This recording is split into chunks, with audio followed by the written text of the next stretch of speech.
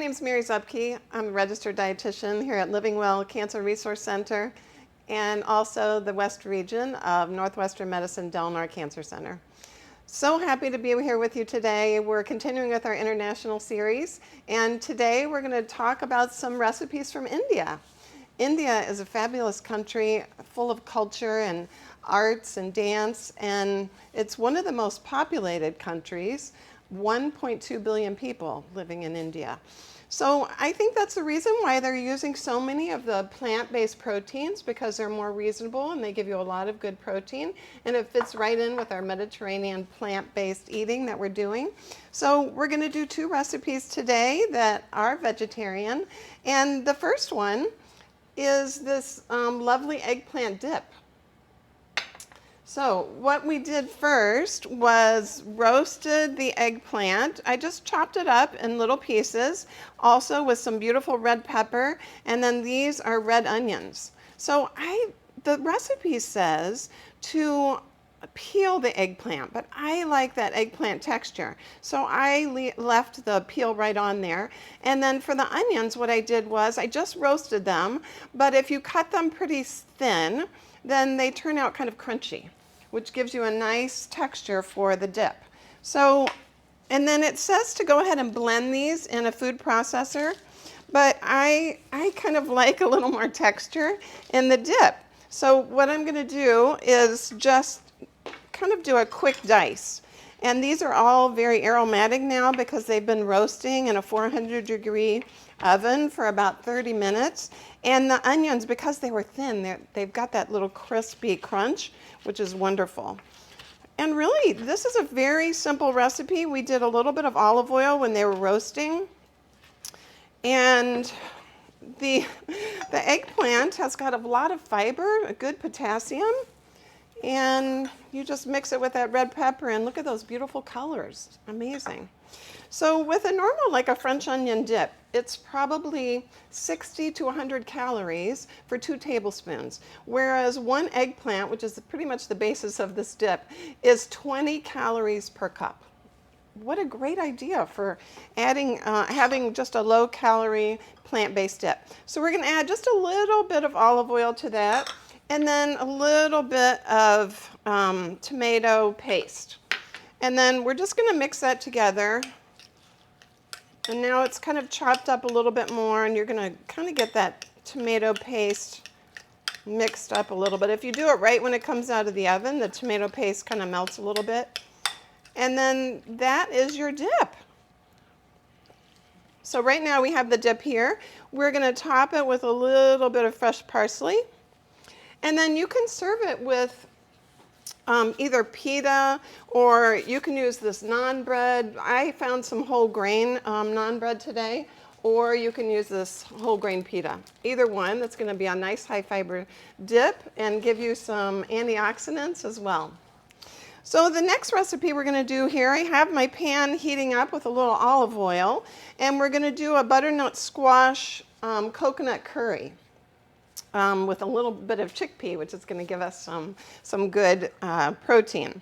So we're going to use I'm going to put in my tomatoes, my onions, and we have our garlic in here as well. And we're just going to start that cooking a little bit. What I really like about Indian cooking is that there is a lot of spice and a lot of different kinds of spices. So this particular recipe calls for a garam masala. Now you can find that at the grocery store, but it does use a combination of curries and cumins and cinnamon. And so you can look for your recipes and see if it calls for something like this. This is a little bit more expensive, or you can use some of the spices you have and just make sure that you know the correct proportions. This also has a little bit of a red pepper, and they want you to kind of put that in a food processor so it gets nice and pureed. So we're going to put that in, and then once you do that, we're going to add our spices. And this has the garam masala, the cumin. You can just smell how aromatic it is. So that's a beautiful combination. And it also has a lot of pretty colors, which adds a nice color to the dish. So we're going to add that in and just, kind of let the spices cook for a minute with those onions. And then once we do that, just kind of let the aromas come out. A lot of times what they do with those combination of spices is they will take the whole spice, like the whole nutmeg, and they will use a mortar and pestle and grind those together to make their own. In Indian cooking, oftentimes there is a certain amount, a proportion of spices per family. So different families will have different spices, and that's kind of their secret recipe. So the curries may taste a little different depending on where you go. All right, so now we're going to add in our chickpeas to give you some good protein. And this has, per serving, about 6 grams of protein. And then just that chopped butternut squash. I did peel the butternut squash. You're going to saute it just for a few minutes, and then you're going to add your liquid to this. And what we're going to add today is a vegetarian broth, as well as some of the light coconut milk. Coconut milk is something that they use often, but if you use the light, you're cutting way back on that saturated fat. So that's a good way to get a nice sauce, but not worry too much about the increased calories. All right, so we're going to let those cook, and then what I'm going to show you next is just some of the spices while that's cooking. This is cardamom, and it comes in a pod. It grows in a plant that's about 3 feet high. And then what you use in the cardamom is just these little black seeds. So you open it up and you see a little seed pod, and you use those little black seeds to crunch up to make your curry spices. Now these pods, actually what you will use is you can use those in like tea, like the chai tea herbs that you put together.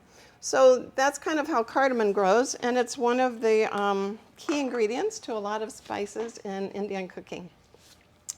All right, so once you cook that down, you're going to add your liquid, and then you're going to add your spinach.